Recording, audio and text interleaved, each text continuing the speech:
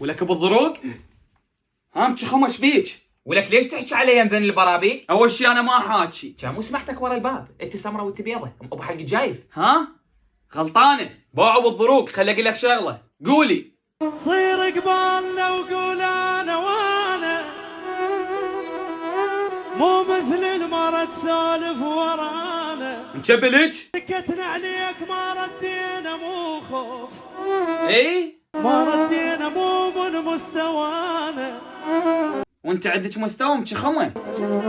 كنا وياك فد مرة زينين، مقدرينك وتحكي بقفانا، جاي اقول لك ما حاكي. بس الظاهر انت تريد تنهان، معلم على الدمغ وعلى الاهانه. شلون؟